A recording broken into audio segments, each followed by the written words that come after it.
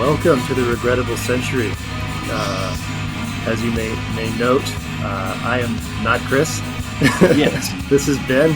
And Imposter. Our second string Chris. Imposter syndrome in the house, and also Jason and our beloved comrade Mir.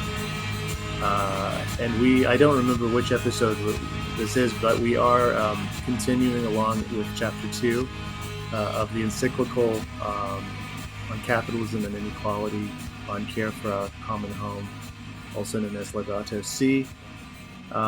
We have been approaching the text in a variety of strategies, plodding along at a slow pace and sometimes at a slower pace, depending upon the emphasis we want to provide for certain areas. But we're going to pick up in the middle of chapter 2, which, once again, to remind ourselves and listeners, is the gospel of creation. And I'm going to turn it over to Mir, who has outlined the chapter for us and can sort of help us pick up where we left off.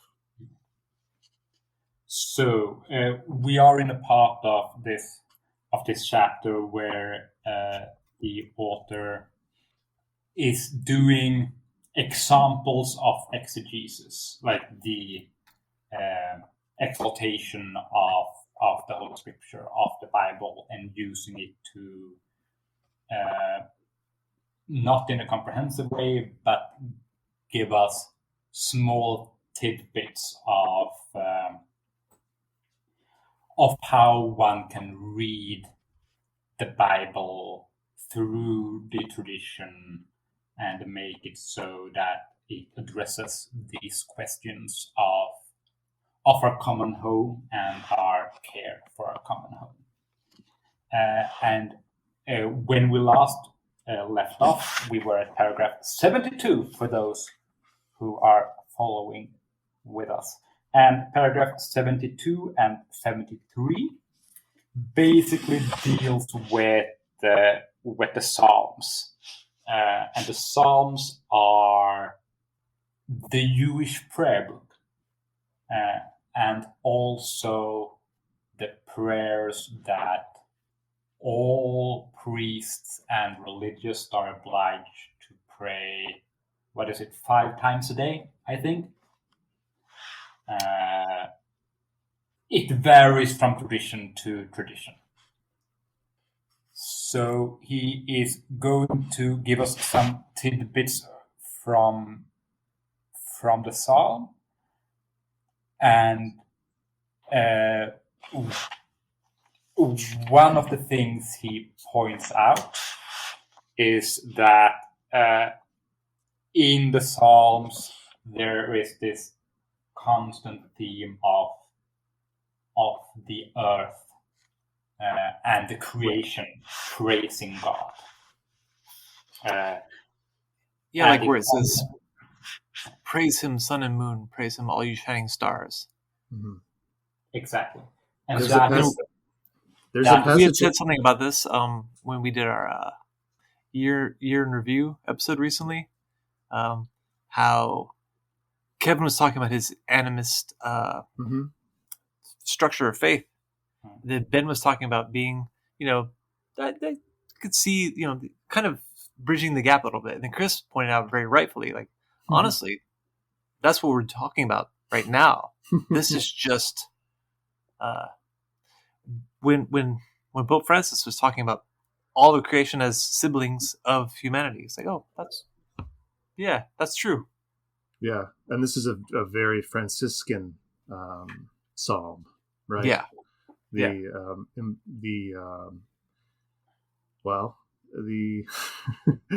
making animate the spirit of creation, whether it's what is it, brother sun and sister moon and so forth. I was very interested, and then tying it all together with the name of the Lord.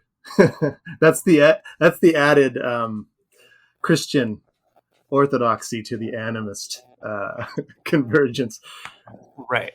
I would say it's a critical piece, but it's, The passage that I was in this paragraph I was deeply struck by was the very final one after the psalm, after quoting Psalm 148, 3 through 5. He summarizes, we do not only exist by God's mighty power, we also live with him and beside him. This is why we adore him. So this is referencing the eminence of God, that God is both creator and existing with the world, with creation. It prefigures Christ in a sense. And I just find that very, I don't know, that really activates my imaginary of what creation is. It's not this like purely the product of a transcendent being. It is something that is inhabited with us by that the nature of that being. Absolutely, and I think one way of putting that in the spiritual tradition of Christianity is by the apostolate, by the apostles, the disciples of Jesus who walked in the creation beside God, like accompanied him along his journey. And within the Christian tradition, that means that we are all called to be his disciple, walk beside him as apostles, as on a journey, accompanying God beside him in his creation. And this way of approaching both creation and our fellow man as persons who are standing by God's side. We are, and all our neighbors are standing and journeying besides God in his creation, leads to a tremendous responsibility for this creation and also for our neighbor. It almost just this notion of living with and beside.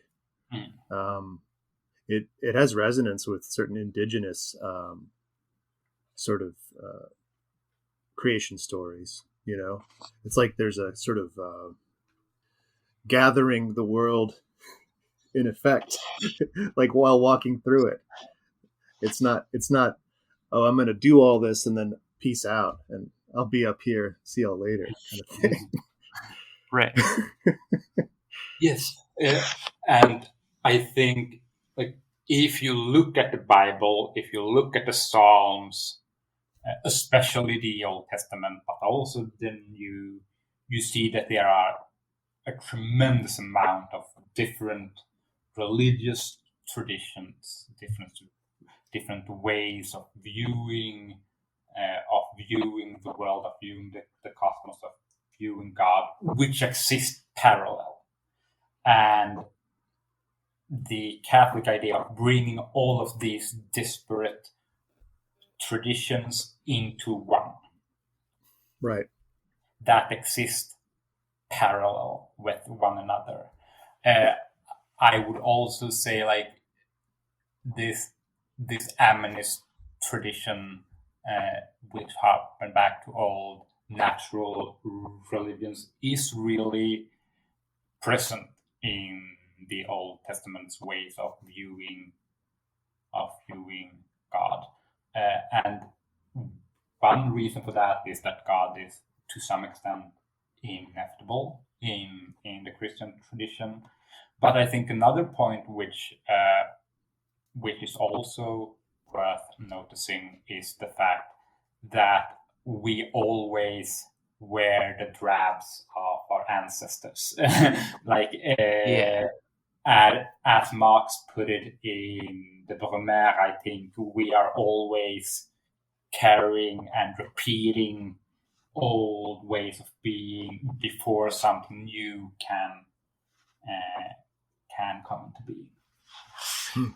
Well, and I feel like this is it oftentimes it's a lot like looks like LARPing. Like when we're talking about trying to do things new in a new way, but we don't have any other lens by which to look at it except for what we've already experienced. So we're always like cosplaying our the high points of the past. So like in strictly political terms, like the way that the French Republicans were looking to the classical Rome. Mm-hmm. They're like they went even they had consuls, they had a senate. They had what is the highest expression of the republic thus far, right? And then of course in 1917 they were like, well, they were like the Jacobins, Yeah. And right. So there's a certain degree of that which it's inevitable and it's comforting even, really. Yeah, right. Like this is one of the really great points that I think Slavoj Žižek makes, that something new is always born in the guise of history, and not only in history but in an attempt to return to an unpolluted beginning. Like, right. Everything new is always an attempt to get rid of the Lapsarian history of the movement. In religious terms, we have the Franciscans, who during the 12th century saw the corruption within the church and said, we will be just like the old apostles. And they created something radically new by this LARPing. And in political terms, we have the Bolsheviks, who we will return to the old social democratic tradition without the pollution of bureaucracy and the First World War, or Maoism. We will return to the purity of the Russian Revolution without so, and it is an attempt to, both in political terms but also in the same thing within Islam. Salafism and Wahhabism is also an attempt to deal with the fallen nature of the world, trying to take away and peel away every extraneous layer. And that often seems like LARPing, and I think that's a fair accusation, but that is also because we are trying to come to the core of the human experience and longing. In political terms, for freedom and justice and emancipation. In religious terms, for living besides God and accompanying our neighbors. And there is only so many ways to do that. You are always returning to a previous unfolding mode of thinking that we can never access completely. And when we access it, or try to access it, we are doing it in such a radically new context, right? That the effects seem like something radically new. Being an apostle in the mode of Paul and Jacob and Judas and all of the first apostles, Thomas, Petrus, means something radically different in 11th century Spain. I don't know where Francis were. Then it did in Judea and Galilee at the turn of the first millennium. Right. I wonder, Mir, does this what you're drawing out, does this find resonance in the following paragraph that is basically in the middle? It says, in the Bible, the God who liberates and saves is the same God who created the universe. and these two divine ways of acting are intimately and inseparably connected. So there's the act of creation and the act of liberation. The same spirit involved in both. And I'm thinking about this with regard to this conversation of LARPing the old into the new. Well, I mean, LARPing is like, because it's so poignant, especially when you see people trying to be Maoist in Portland, or people trying to be traditional Catholics in really weird ways. Like, we only read the Council of Trent and Thomas Aquinas. Like, it seems comical, but I think it also looked very comical for the followers of, or the contemporaries of Francis of Assisi as well. Yeah, I think a major distinction ought to be made when it comes to, like, we're talking about LARPing in this way. Like, this point's very well made, but when the French Republicans were, when they were making a republic, and they were casting about for, let's call it this iconography. They were like, oh, what about the past? It's a little bit different than you have a group of 12 people and you feel like you know what to do, and everyone just needs to do things with it. It was done before because of what we already know. It's very different, I think. So today's LARPing society is masquerading as revolutionary sects versus people at the forefront of a revolution, looking for ways to explain it. And there's an even more familiar historical example in the American Revolution. We started watching the John Adams miniseries from HBO from 2008 to kind of gear up for Ken Burns has an American Revolution documentary series coming out. Oh. And I was just struck by all of the iconography and the flags. They have the Under the Banner of Heaven flag, the Don't Tread on Me flag, and there's of course all of the references. Was that dated much later? The Don't Tread on Me flag? No, the Gadsden. Oh, you mean the Gadsden flag? Yeah. Possibly.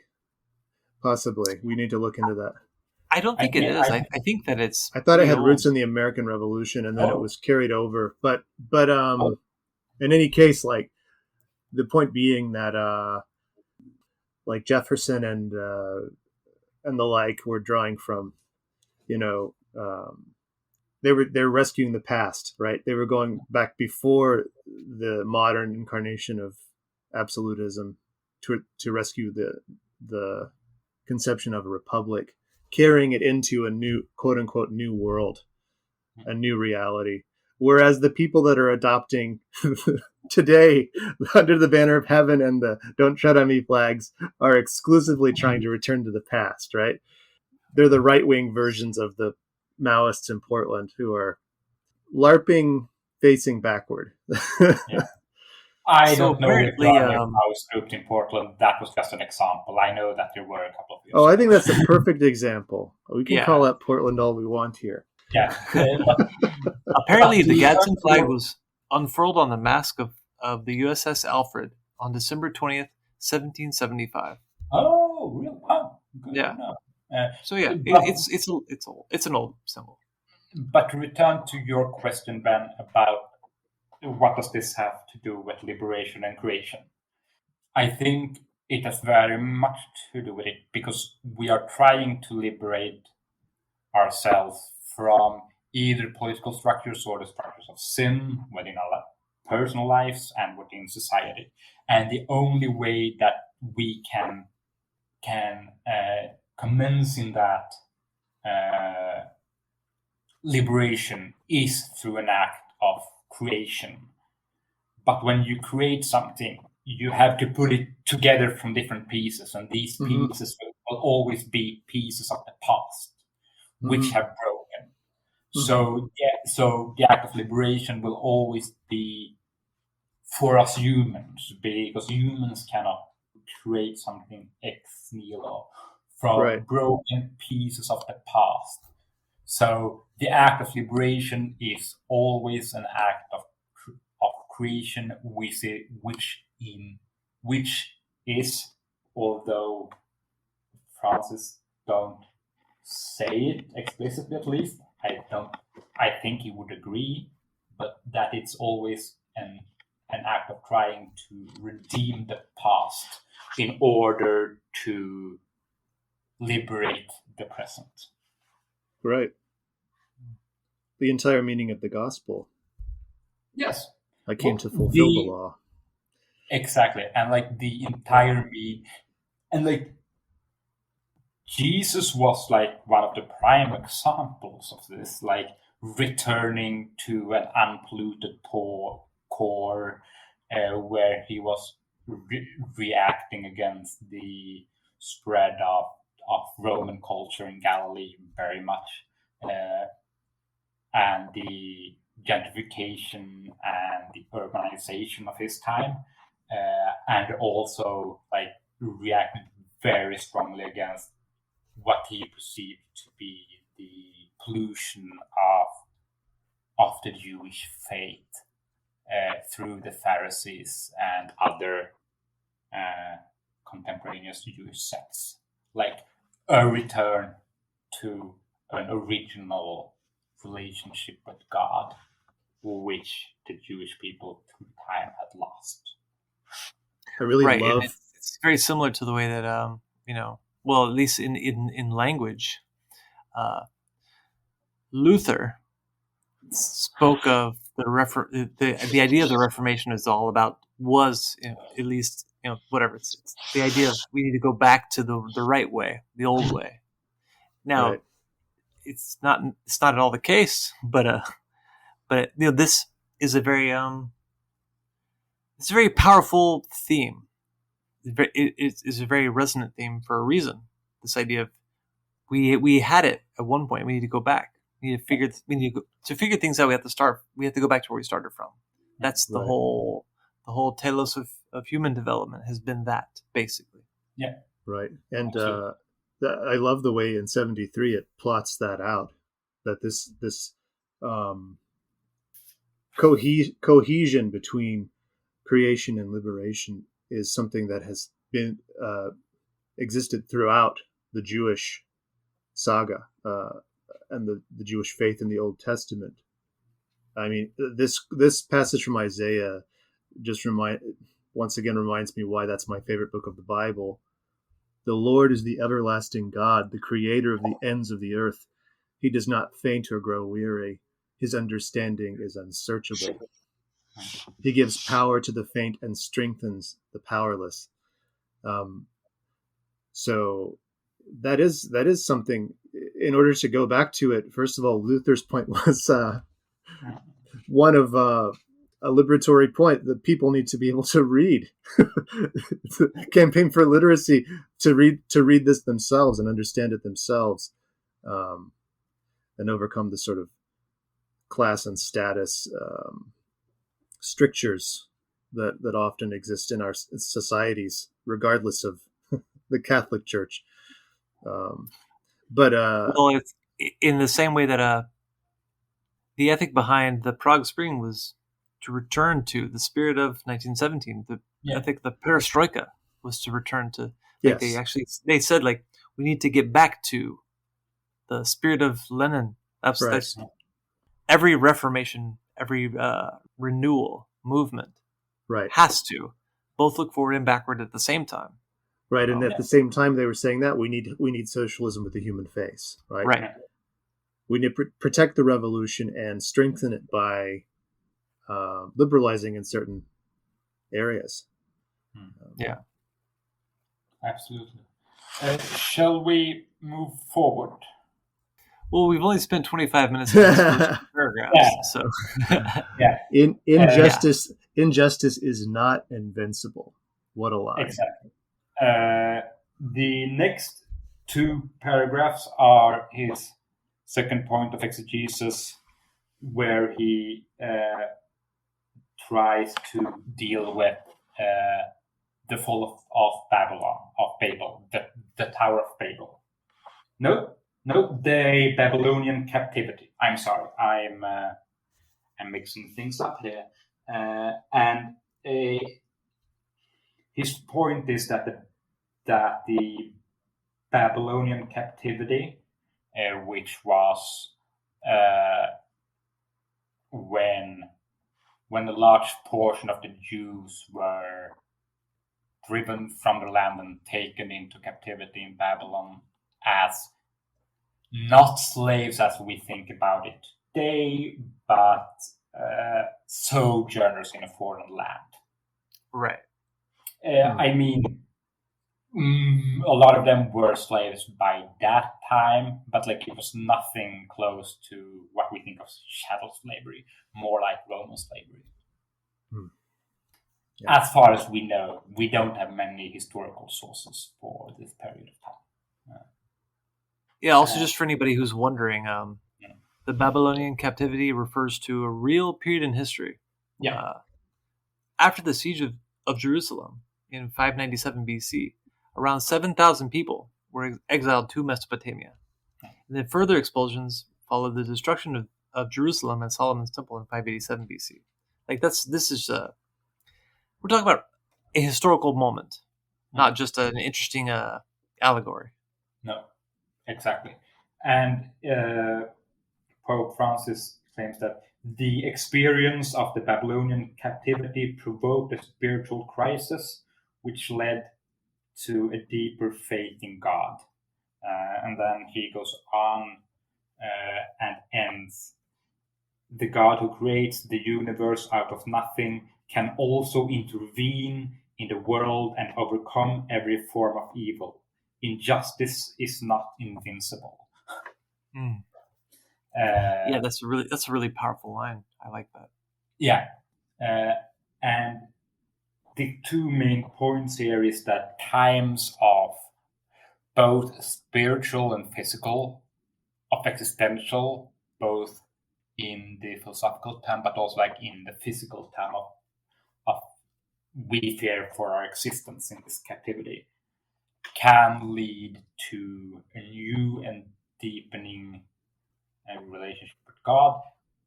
In secular terms, you can be forced in times of peril to re-examine your relationship with the world.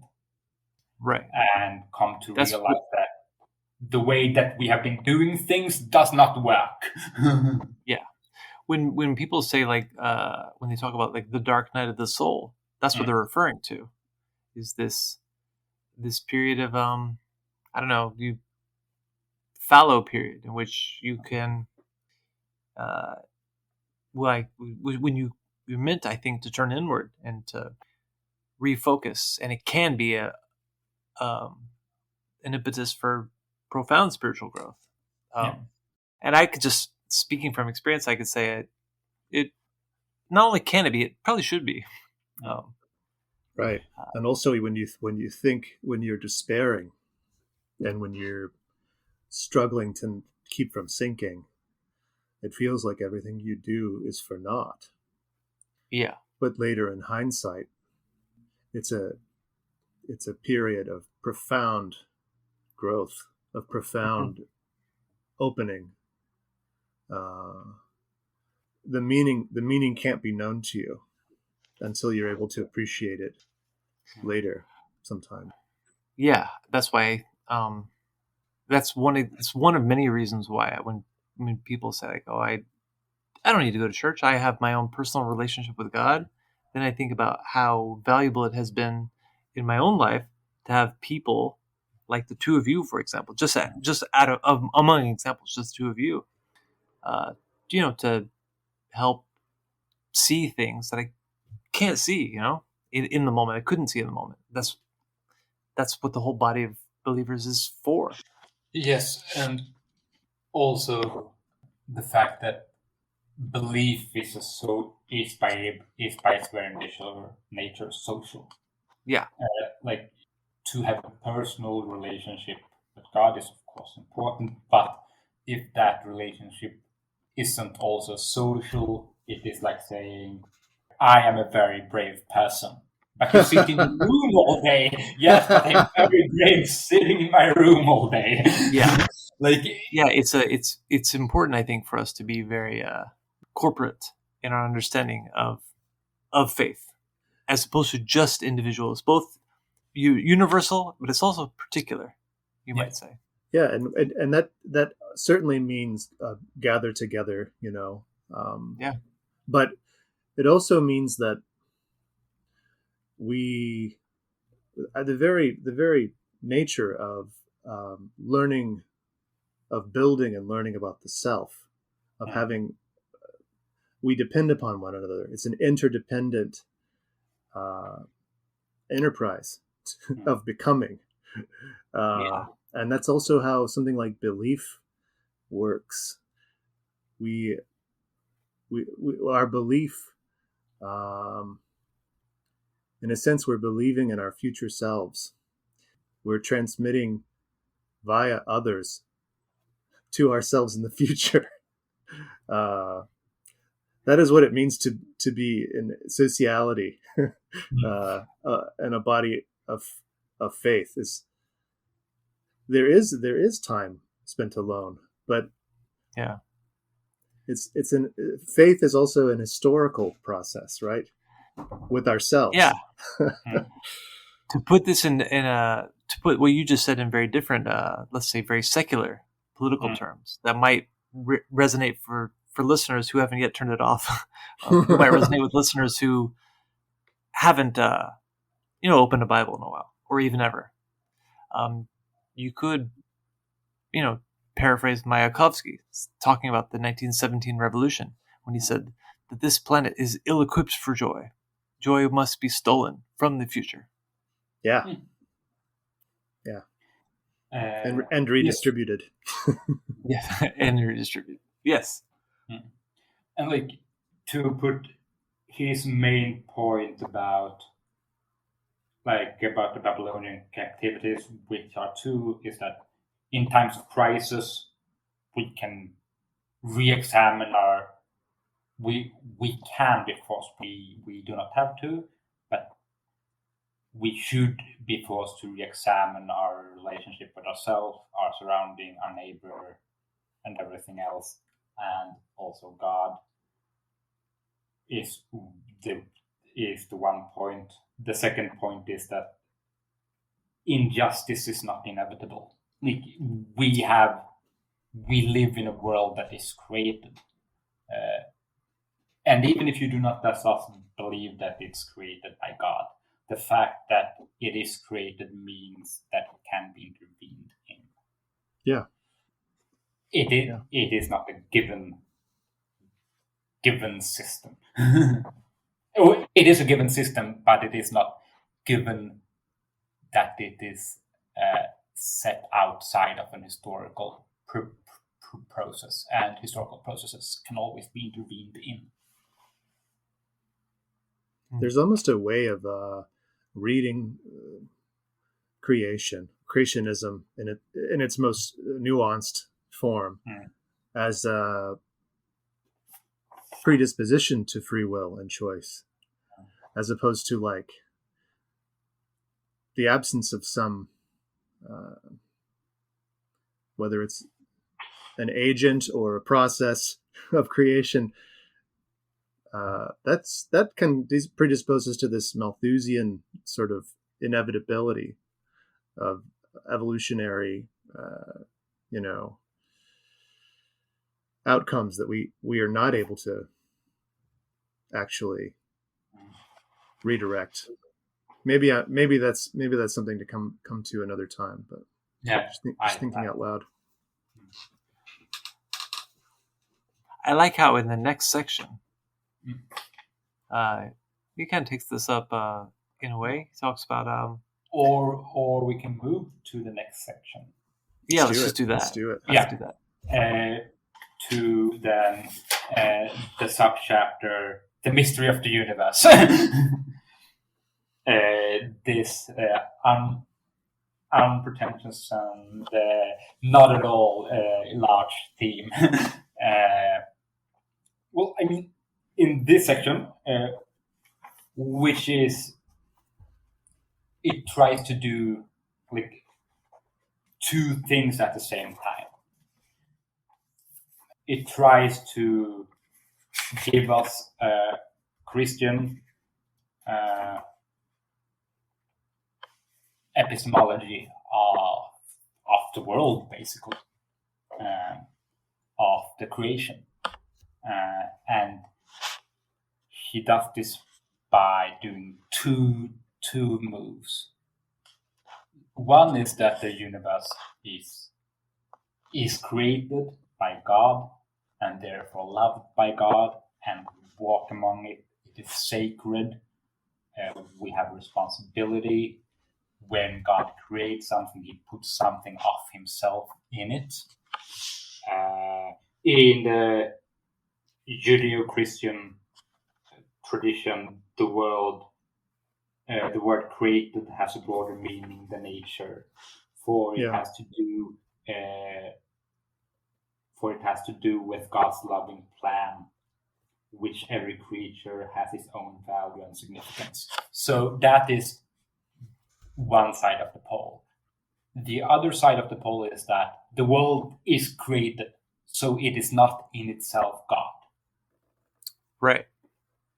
It is, at the same time, the Judeo-Christian tradition thoroughly demythologized nature, while continuing to admire its grandeur and immensity. It is no longer saw nature as divine. In doing so, it emphasizes all the more the human responsibility for nature. So when nature is no longer divine, it means that it is vulnerable. Right. Okay. This is the disagreement with our friends of ours who are Spinozists. Exactly. Like, you're partly right, but you're not entirely right. And I feel like that distinction really matters. It's not a minor issue. Yeah. But If you're talking about nature as a product, as creation, as a product of creation, rather, that means you're talking about nature as vulnerable in the same way that humanity is vulnerable, and in a way in which that God is not. Exactly. So nature is vulnerable. It is created, and since nature is created, we can also understand it. Right. It's comprehensible. It is transparent. Is the word Francis uses, and some Christians and Muslims and Jews have argued that one of the reasons why natural science took off in the Christian and the Muslim world and the Islamic world is that it treats nature as transcendent and not in itself divine. Yeah. So this I distinction, do not know if that historically checks out, because there was a lot of interesting science happening in India as well. But it cannot be argued that mathematics and physics were primarily, as we know them, did take off in the Islamic and also the Latinate and Jewish world. So this distinction between nature and creation is essentially about what's called the givenness of things, right? That the sort of which is profound no matter what your definition of God is. It's a difference of category, hence the title of this section, The Mystery of the Universe.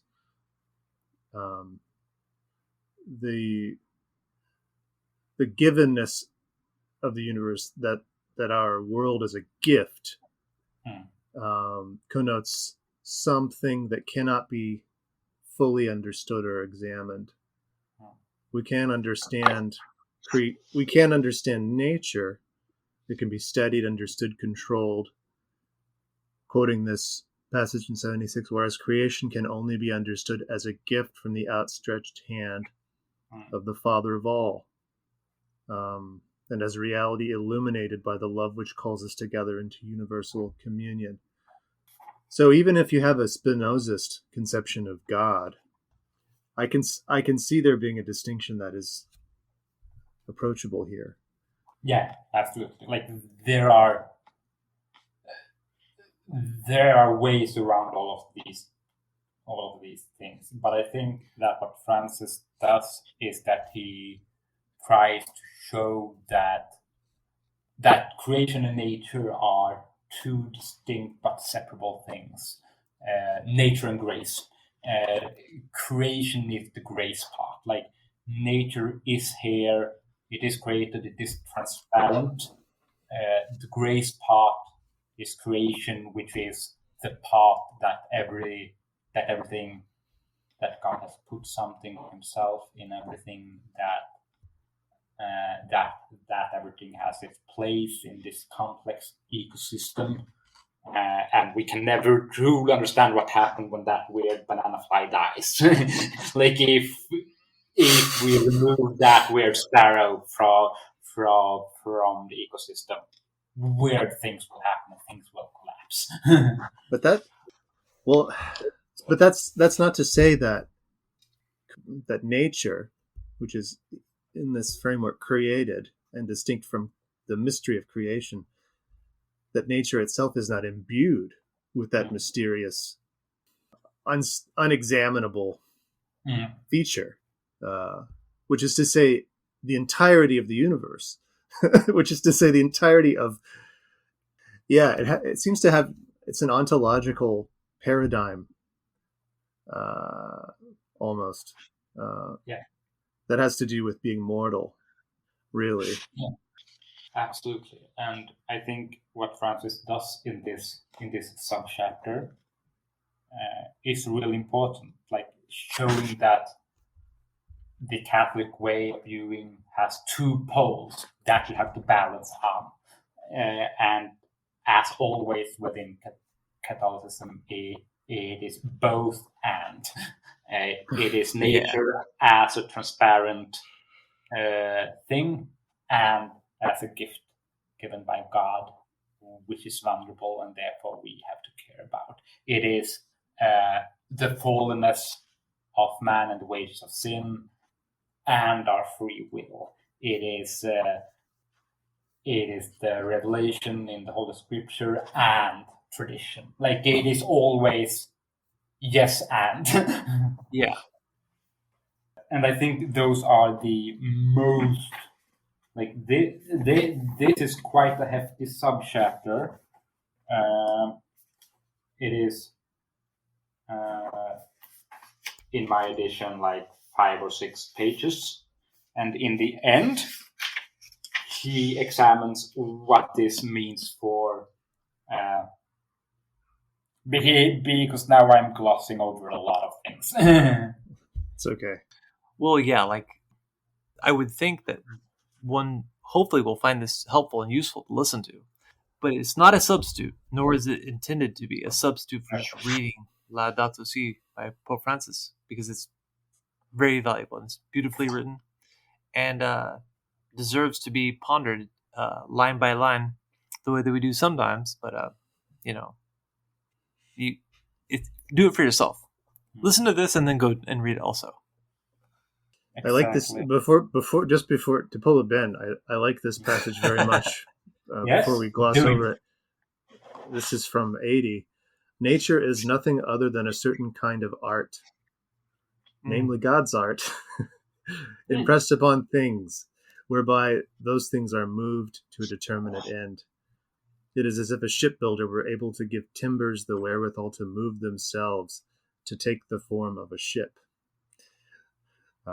Yeah, seriously. Like I said, very beautifully written. Well, that has a certain Hegelian aspect to the spirit of history, right? Yeah, totally. Becoming itself in history. Absolutely. And like this also leads, like I have a very hard time understanding how you can have this view of creation and also be fine with absolute ideals of private yes, I think that is a contradiction that one needn't tarry with. I think that is a contradiction which can be resolved. That the resolution is to repent, to abandon heresy.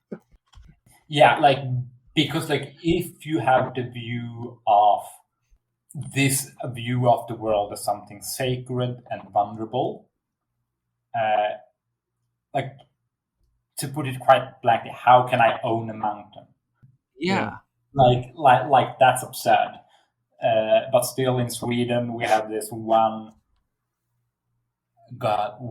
family, Wallenberg, of course, former Nazis, as are they all, who is like our biggest, like, they own everything. Like, I Right. think that, I mean, if you look at like all the land, they own tremendous amount of land. If you look at the whole economy, it is more than 1%. I think it is either 2 or 10% of the collected GDP of Sweden that this concern owns. Wow. Yeah, like, they are bastards. Not all of them. Like, I know one of them who is a wonderful person, but like, the family is has some dirty. They a bad history there. So this, you bring up the point of private property. Because how can you own land? Like, and land is and here I become almost an orthodox Marxist. Like, land, the enclosure of land is the origin of private property. Yes. Yeah, and I know I've said this before, and I'll try not to say it every single time we do this, but like when you read Thomas Paine's Agrarian Justice, one of his central arguments is that the earth in its uncultivated state is the common property of all. So by turning it into something that an individual can own, by injecting commercial relations into the natural world, we have torn asunder our family life, our natural God-given state. And that's to be rectified. Yeah, but I think this knot that is the propertarian orientation to the world and to one another is kind of a sleight of hand, because property has been also the means by which access to the world is measured out. And you mentioned you had the phrase common property, and that involves a relationship to one another. To quote the 81,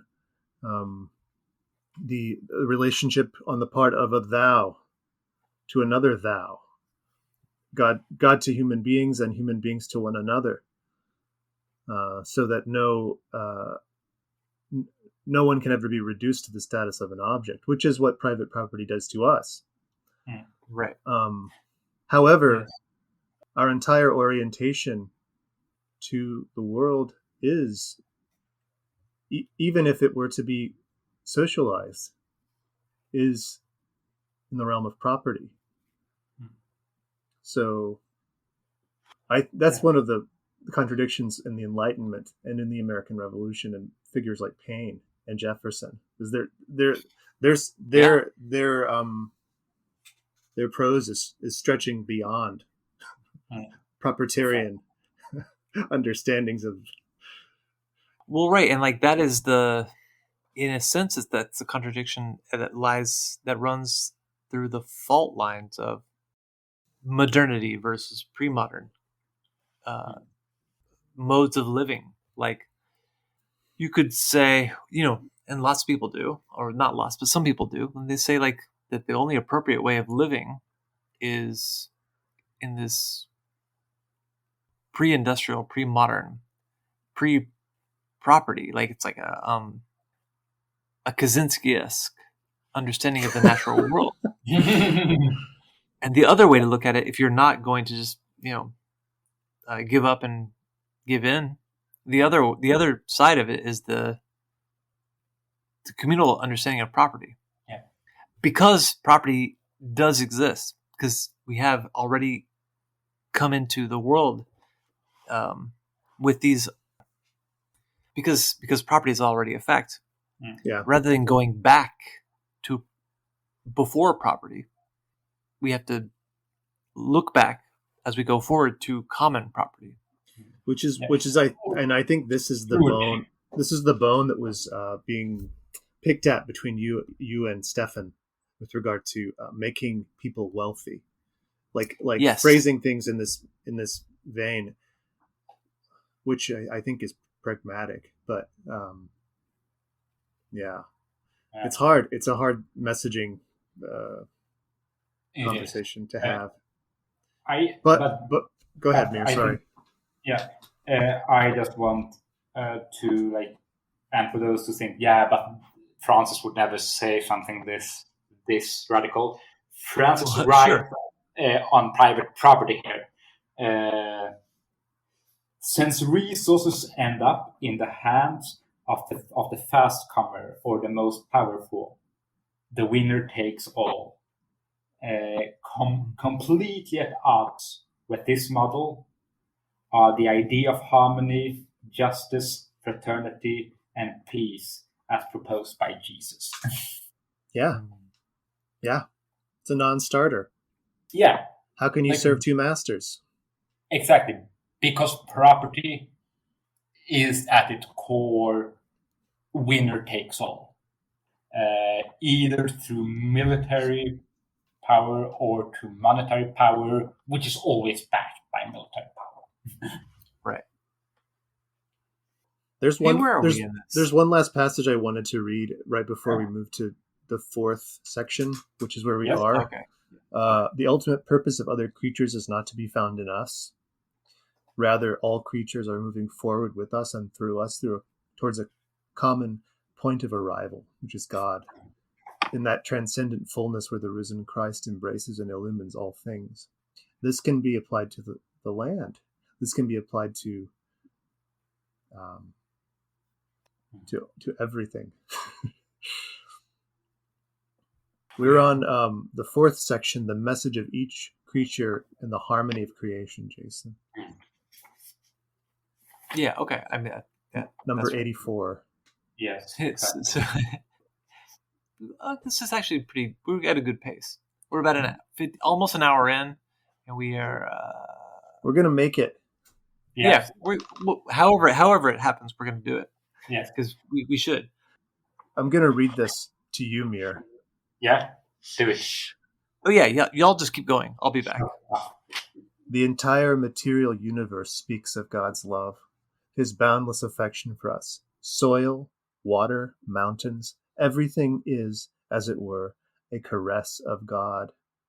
The history of our friendship with God is always linked to particular places which take on an intensely personal meaning. We all remember places, and revisiting those memories does us much good. Anyone who has grown up in the hills or used to sit by the spring to drink, or played outdoors in the neighborhood square, going back to these places is a chance to recover something of their true selves. Amen. I find this incredibly illuminating. And it's like a portrait of the sort of the mystery of creation, which also has a reverberation in our own minds and memories, in our own bodies. Exactly. And like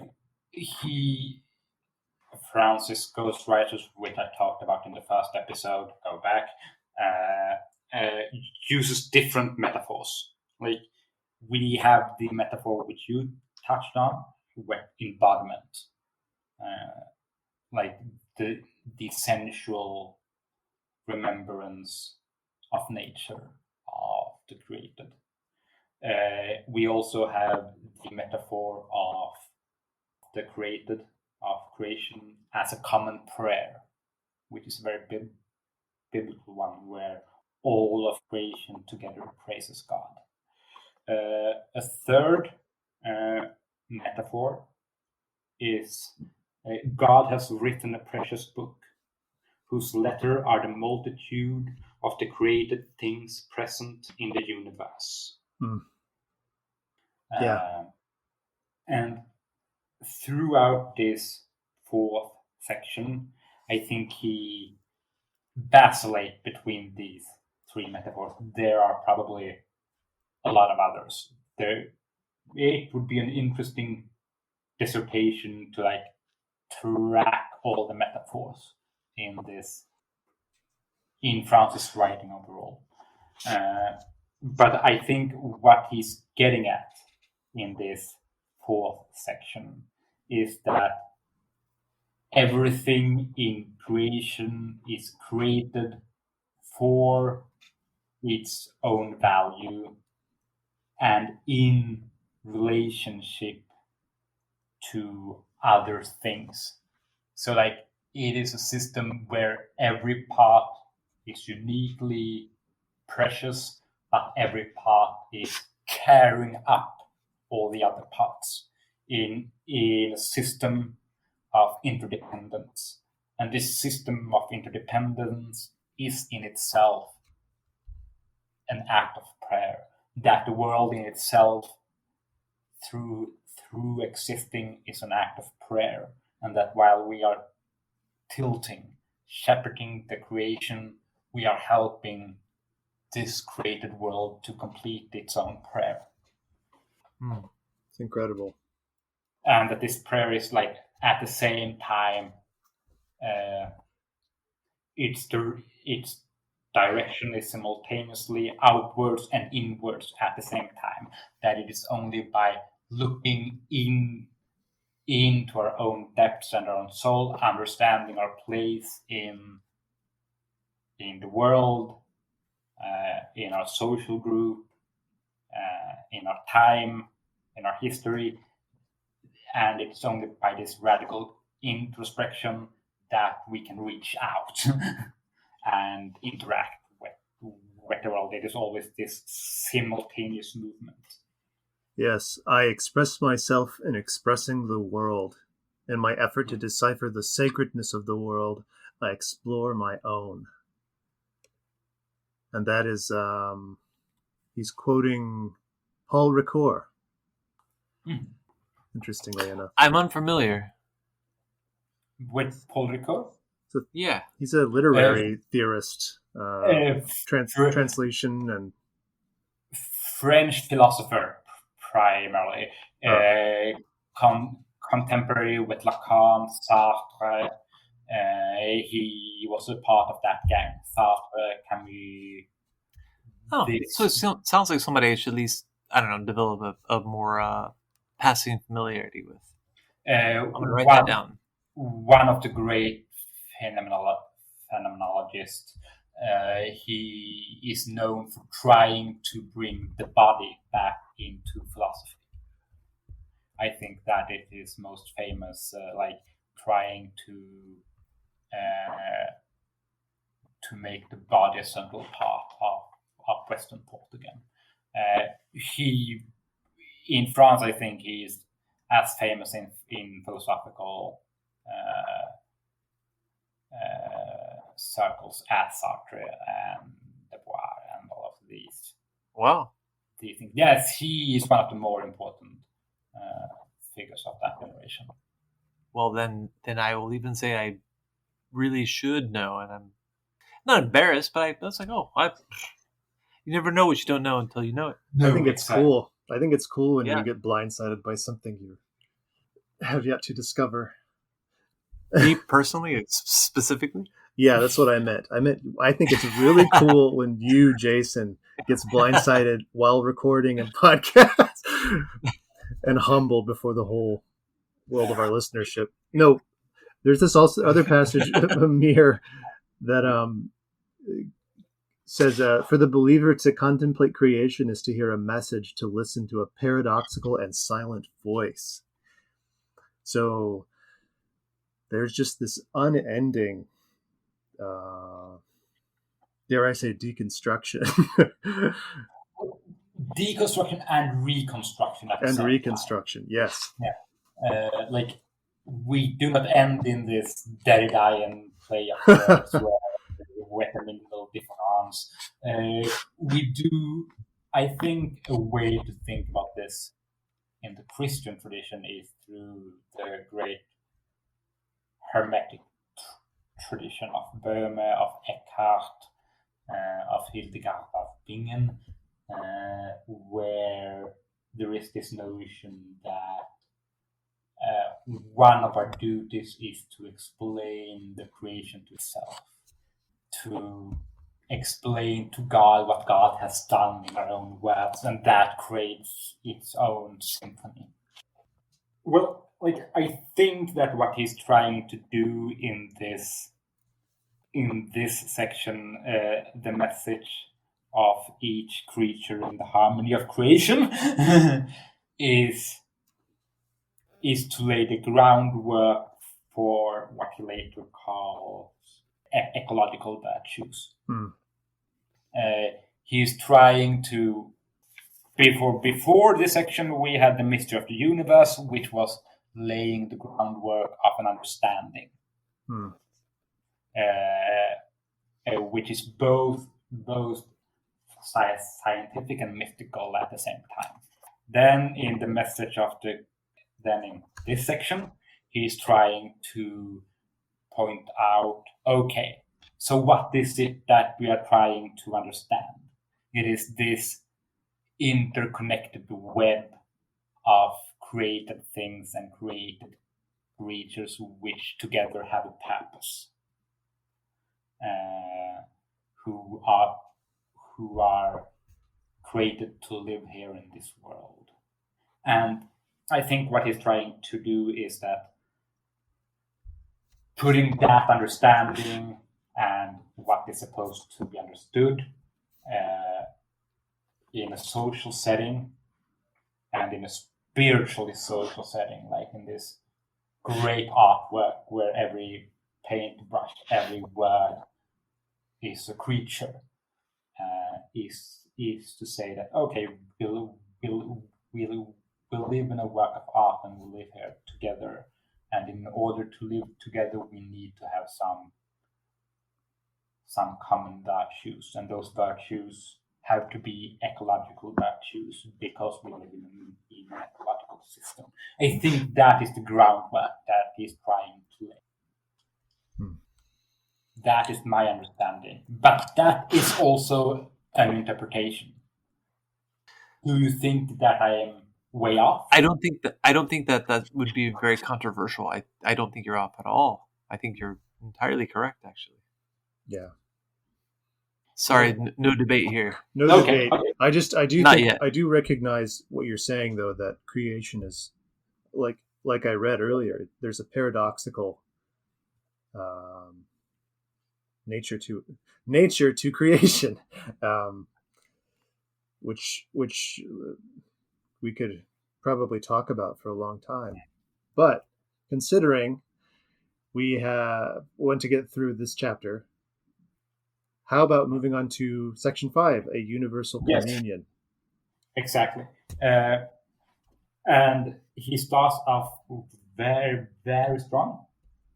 The created thing in this world are not free of ownership, for they are all yours, O Lord, who love the things. So like and that last part is a biblical quote from Wisdom.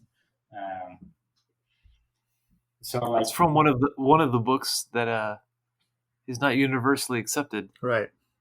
Worth mentioning. It's a book of the Bible that wasn't in my Protestant Bible.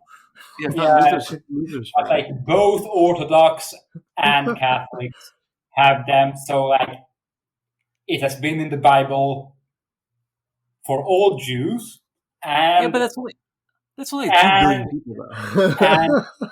and for all Christians up until the Reformation, and then Luther got squeamish. Right. Well, yes, and also even to our Protestant listeners, I think there are some. Even if you don't recognize this book, that's still a message that I think should resonate. Yes. Yeah. For they are yours, O Lord, who love the living. Right. And even Luther said that even if the apocryphal books are not part of the Holy Scripture per se, they are good spiritual reading that every Christian should be familiar with. He did claim that. So they are some source in Luther's world, not the primary source, but some source. I don't know how that works. But this is again returning us to this the contentious nature of property. What does it mean that all of creation is the property of the Lord, and therefore cannot be owned? It cannot be the private property of any individual or group of human beings. Exactly. There's a profound tension there that is interesting and worthy of. I'm just going to call it Protestants and say that worthy of consideration. Yes, that is true. I think what is going on, and he does qualify this. He goes on to say that everything is created and belongs to God. He then claims but that everything is created does not mean that everything is created equal. Yeah. He claims that humans have a unique responsibility as created more in God's image, and that because the creation is vulnerable, persons in this narrative have a unique responsibility towards creation, and a unique responsibility to enter into a universal communion with nature and each other. Communion is here meant as you enter full of heart, full of mind, accept what is already given, that we are all connected and belong to one each other, belong to this world, and that you recognize that relationship between the subject and the rest of creation, and the subject and other subjects.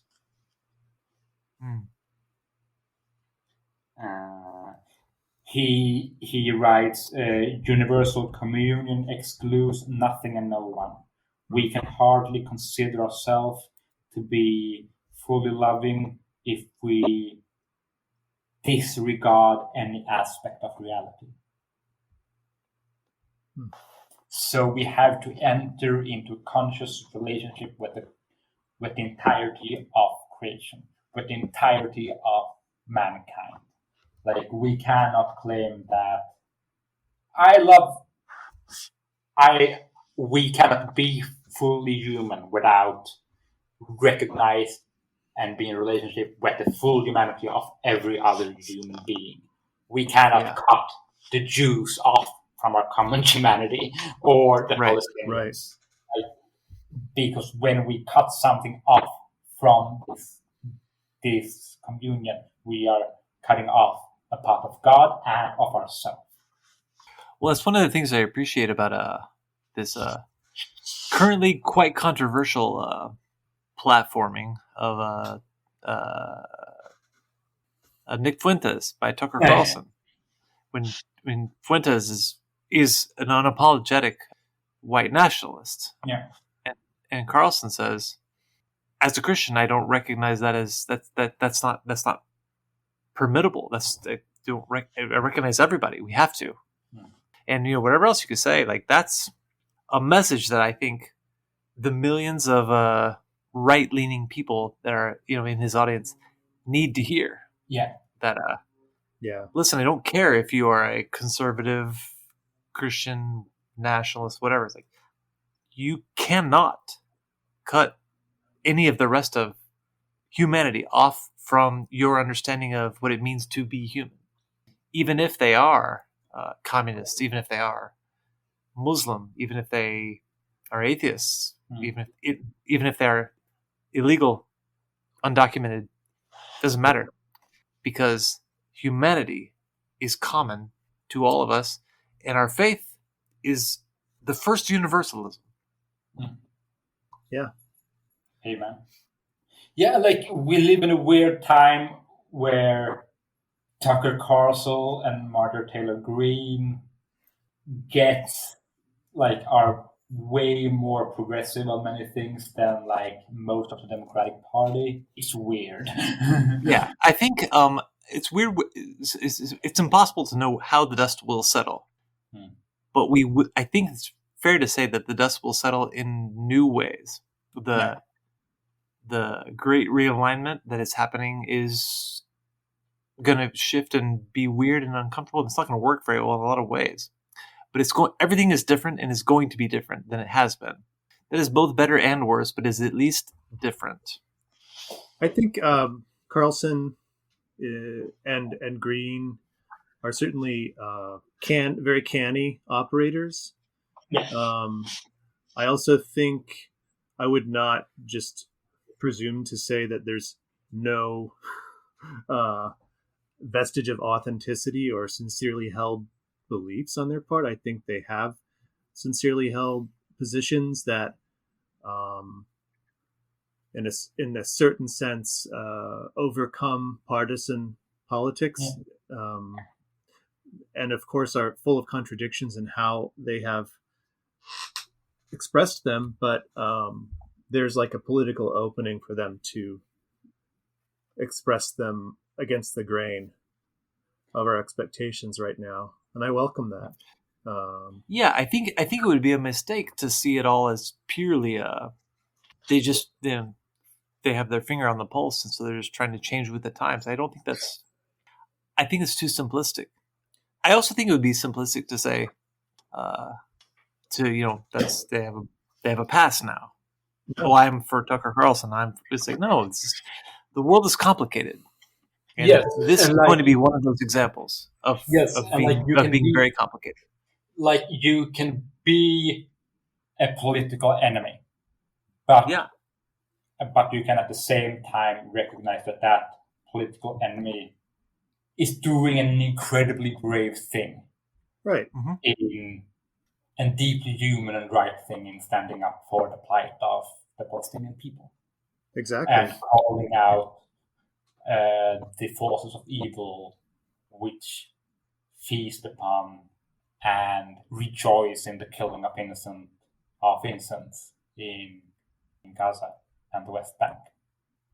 Like those things can be true at the same time. Right, and we should maintain the criticisms of Bernie Sanders, and still say, but this is a good. He's not entirely discredited just because he has something or something else which is not right. I don't think that any less is true of anybody else. No. If they have something to say which is worth saying and worth listening to, we should celebrate that. Yeah. I feel like just to say one more thing about that interview, he's gotten a lot of flack for not rebuking Fuentes, I guess heartily enough. But I feel like for his audience, he took the right approach, which was to double down on what this audience ostensibly already is invested in. And by emphasizing the universalism of the Christian faith toward every single individual human being, which I haven't seen the interview. What was I don't know that it's worth watching, but it is an interesting. I guess it's interesting if you want, like, if you are interested in these things, then it's worth watching. But it's not like must see. No. I think it's important to watch what millions and millions of people are watching who are trying to understand reality, and to some degree. Then I have to watch Celebrity Traders, and I don't want to do that. You don't mean like us, Who Wants to Be a Millionaire or Celebrity Apprentice?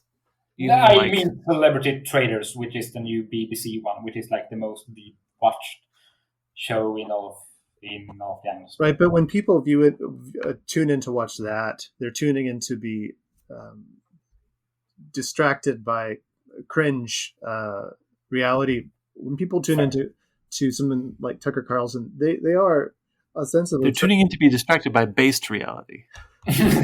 but also there's a searching for some kind of truth, something that resembles the truth. And so long as that exists, we should try and reach them with it, or whoever can should. Yeah, and that comes back to this idea of universal communion, which I think has an intellectual, even if it's not explicitly stated here, but it is in Catholic teaching that we have to engage with other traditions.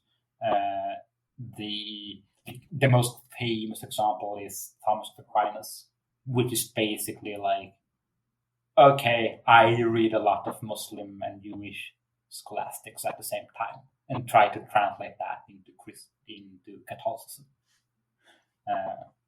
A bit of a simplification, but like, we are called to engage with other traditions.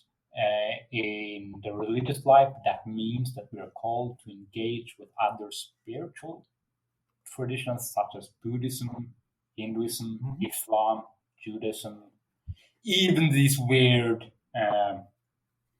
I would say, ecofeminism is a valid thing to engage with, which is a weird tradition, but there are a lot of good things there as well. And politically, we have to engage with both the radical tradition, with the far right, with the liberal tradition, with other political tradition, with Hindutva, with Islamist tradition, in order to understand the world, because then we can realize other ways of posing questions, and it sharpens us. And we are called to not cut any part of reality away from us. Right. To make a kind of point that I think is really, I don't make it very often, but let's say in Hegelian terms, you could say there is a truth, an absolute truth, which we are trying to, which we're all trying to grapple with, and we all look at it from different vantage points, and the full picture of that truth can only be taken in by circumlocuting the whole thing. So if you don't ever engage with the other vantage points, you're never going to see the whole thing. You're never going to have the whole truth. Right, and to be in an engagement with others is not to. Our engaging others doesn't automatically validate their positions. It means we're in relationship, and we're not sort of looking for premature ways to cut that relationship off. And that doesn't mean we don't rebuke things, and that we don't call things out as being wrong. Sure, like I really think it. I personally have gotten a lot out of reading the writings of Gigi Masaryk, who is a anti-Hegelian Protestant non-Marxist. I was like, okay, fine. There are plenty of things I disagree with him about, or at least at the surface level, I might disagree with him about. But there's so much there. It's so rich, and it's not good to just put it aside because some of these words aren't the words I would have used if I wrote this, which I didn't write because I wasn't even alive yet. It's just, that's nonsensical. So yes, engage. Yes, like one of my favorite enemies is Judith Butler. Yeah. Like this radically liberal kind of Hegelian Foucault, very liberal gender theorist, who is a genius. I don't agree with her on a lot, but like, she is legitimately at least in her earlier works. Gender trouble. Gender trouble. Primarily, her first book on Hegel is really good, and the Psychic Life of Power, her book on Freud, is really good. I'm really excited to get to section 6, the common destination of goods, Mir. Yes, and I think that's like Let's do it. Yeah, we can go on there because this is where we're getting super anti-capitalist. Oh yeah, like this is really anti-capitalist, but it's also like it cannot be.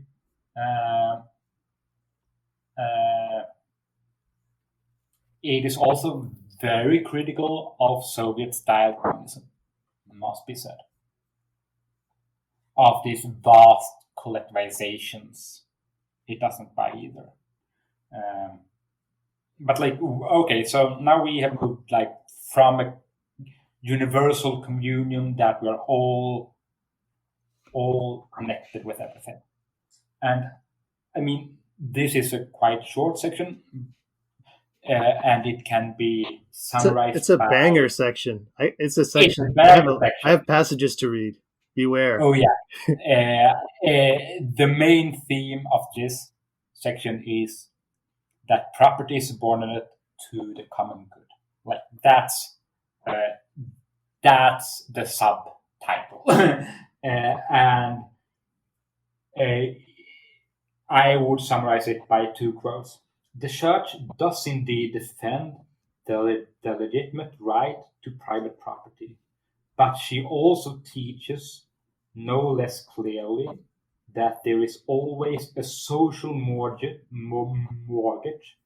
on all private property in order that the good may serve the general purpose that God gave to them.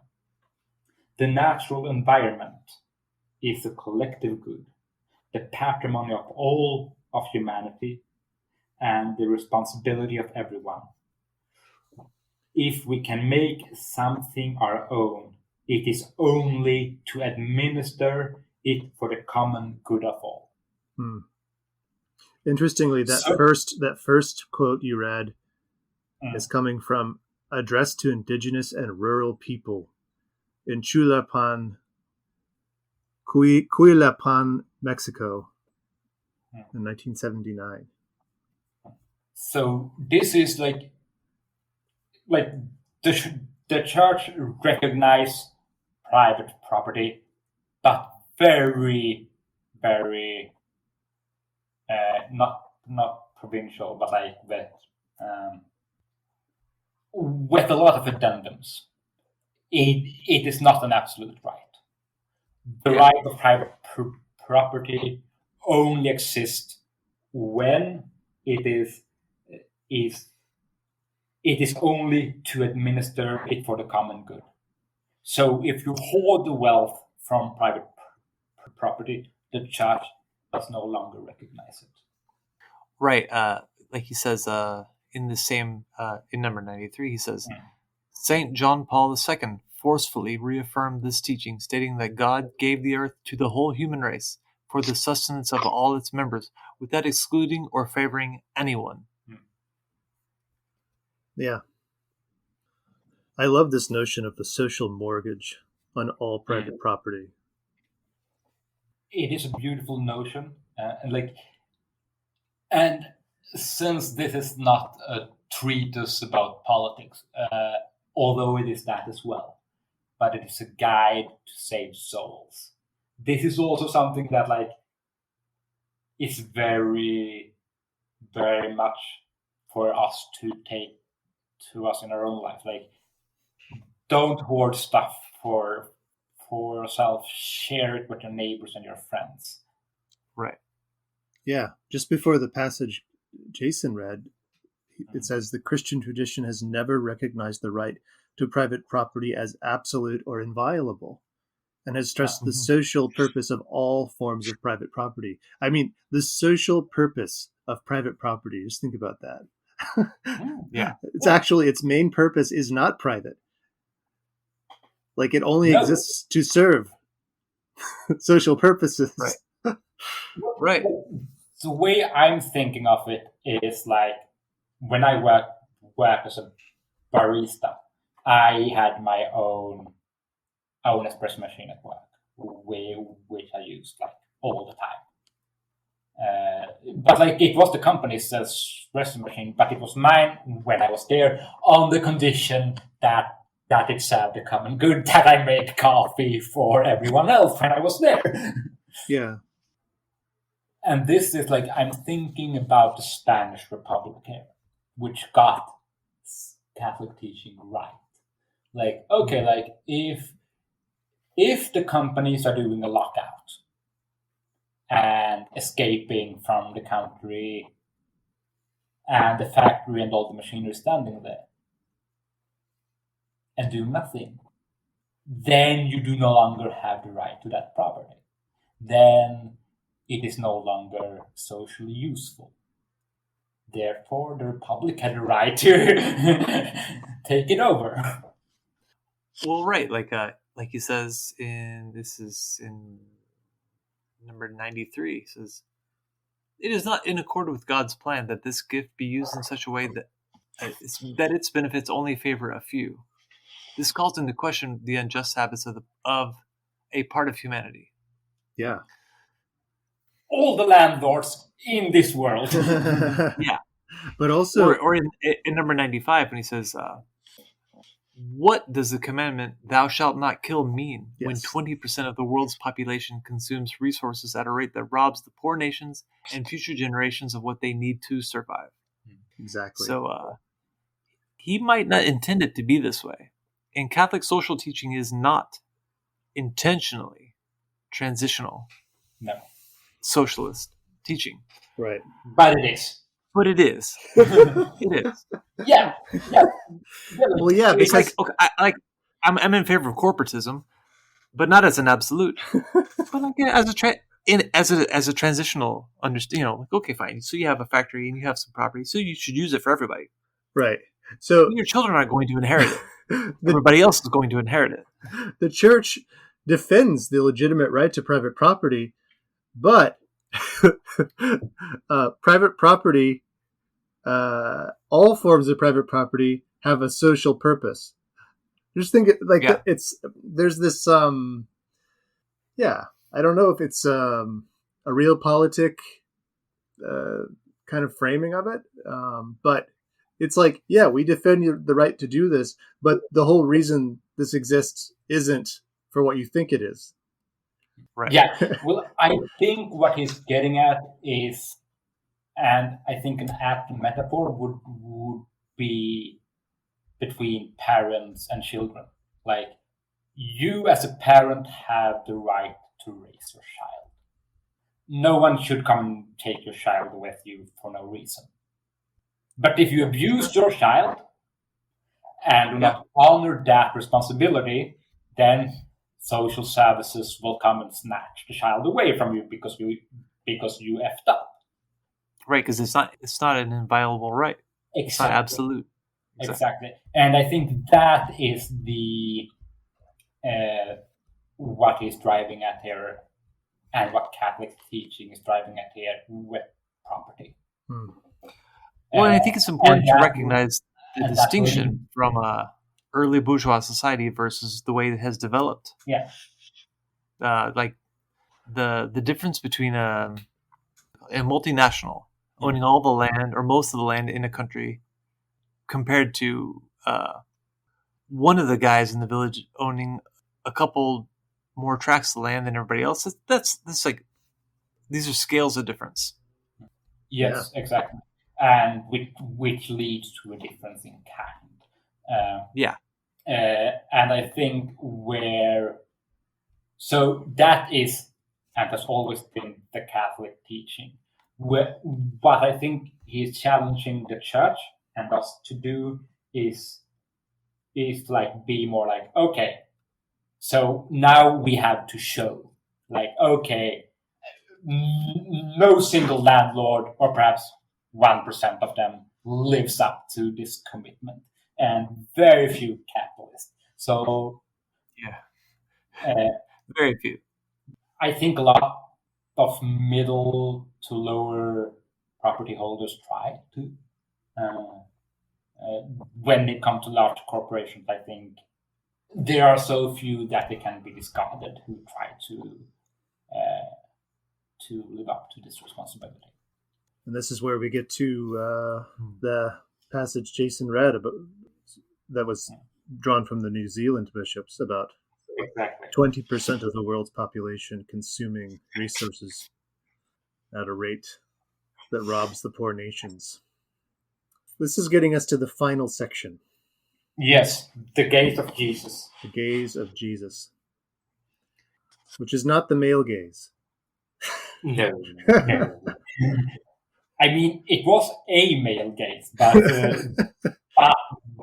but the base male gaze that we all should strive to have. Well, like in this, he like tries to come up like we are all called to be like Jesus. How did Jesus look upon the world? The best way to explore this is through Jesus' metaphor, to exploring Jesus' metaphors. And he claims that Jesus often talked about the humanity's childhood and the God's fatherhood is one aspect. He also, this is unfortunately where my notes are most scattershot. But he also he talks about nature, like his metaphors are always, not always, but most of the time deals with fatherhood, childhood, with the created as children of God, and also a lot of his metaphor is about labor. And also about the givenness of things, once again. Look at the birds of the air. They neither sow nor reap nor gather into barns, and yet your heavenly Father feeds them. Mm. Right. Like, there is that paternalism you referenced, that is inviolable, unlike private property. Exactly. But one of the things, this is a dense section that I could spend a lot of time on. But one of the things that really struck me was these two quotes. First, Jesus worked with his hand in daily contact with the matter he created, with matter created by God, to which he gave form by his craftsmanship. Because Jesus was a craftsman, not the carpenter. That's wrong translation, but a woods worker, basically. A laborer. More of an artisan. An artisan? Yeah. Okay. Yeah.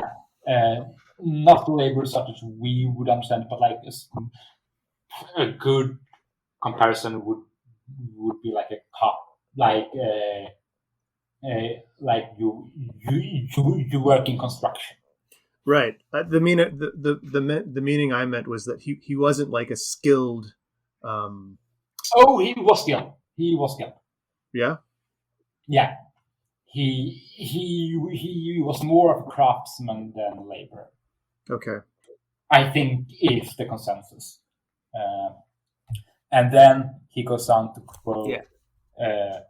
After that Jesus was, to which he gave form by his craftsmanship, he later on quotes John Paul II. By enduring the toil of work in union with Christ, crucified for us, man in a way collaborates with the Son of God for the redemption of humanity. And this points towards a theology of labor, that labor is holy, and is what separates us, and this is what makes us human. And this is what Marx also claimed, that labor is what makes us human, and by participating in that labor, we are participating in the crucifixion of Christ and redeeming the world through our labor, our labor for others. That is, for me, the most important point in this section, that like he tries to connect the common destiny of goods, the sociality of all our labor with our communion with the world, with our connectedness with the world, with the mystery of the universe, and that everything is created, that the world is fallen, so we are called to recreate the world with our labor. Yeah. So like it is really a narrative here in this chapter, which I find truly beautiful. Yeah, and I would say that would be a good place to end it. But Ben, you wanted to read that quote, which I also think would be a good place to end it. You want me to go read the St. Francis of Assisi hymn? Yes. I wanted to clarify about Jesus's skilled. Go ahead. I just meant that. Yeah, craftsmanship. Go ahead. I think I read somewhere that Galilee was an extremely impoverished village. So I guess my what I was trying to get at was that Jesus wasn't a part of some elevated political economy where he was paid more than like a general laborer. That he may have been very skilled, but he was perhaps not what we think about in our day, in our modern era of division of labor, of being like skilled versus unskilled. Well, yeah, I mean, like that's because such concepts hadn't yet manifest. Like there weren't wage laborers working on the factory floor to bang out the stuff that the craftsman was in charge of. It was either this guy was a farmer, this guy's a shepherd, and this guy's a stoneworker, this guy's a woodworker. That's it. I just bring this up. Well, I mean, one of the reasons why this was such a tumultuous time in Galilee and Judea was that we had seen a large impoverishment, but that was quite new. Like that was only like the last 50 to 15 years of before Jesus' lifetime, that we saw radical impoverishment and radical urbanization led by Roman policy of centralizing in the big cities, which led to a lot of unskilled labor who was driven off the land, day laborers who stood by the side of the road, and they often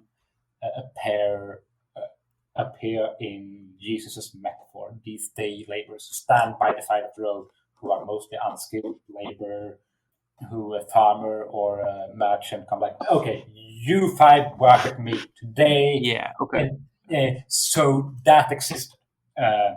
So Jesus was not there. Like today, we would probably think of him as like skilled at the level of an electrician. Okay, yeah. I think that would be in that context, like more like an electrician in the old sense of the word, or like in the ancient Judean conception. Exactly. No, but like electrician like 20 years ago. Like I don't know how well electricians But Jesus would have been a worker.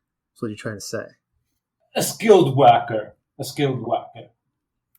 I think that the issue here is that none of this is going to map on quite right with any simple understanding of from our own time. No, exactly. Because the class matrix was so completely different. Right. Yeah. Which is also why it's also completely silly to call Jesus a socialist or a communist, but that's neither here nor there. Right. Okay. I mean, the only really political label that you could put on him from today was an anti-imperialist, because he was quite obsessed with the Roman rule. That much we know. That was my obligatory comment for Daniel's sake, since he's not here with us. That gets under his skin. Oh yeah. Okay, so now that we ironed out that Jesus was not a worker or a communist or a socialist, I'm going to read this Franciscan hymn to take us out. You ready?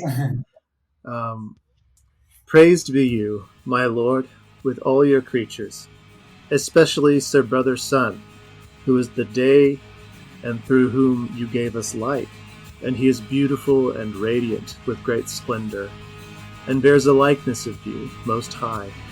Praised be you, my Lord, through Sister Moon and the stars. In heaven you formed them clear and precious and beautiful. Praised be you, my Lord, through Brother Wind, and through the air, cloudy and serene, and every kind of weather, through whom you give sustenance to your creatures. Praised be you, my Lord, through Sister Water, who is very useful and humble and precious and chaste. Praised be you, my Lord, through Brother Fire, through whom you light the night, and he is beautiful and playful and robust and strong. Amen.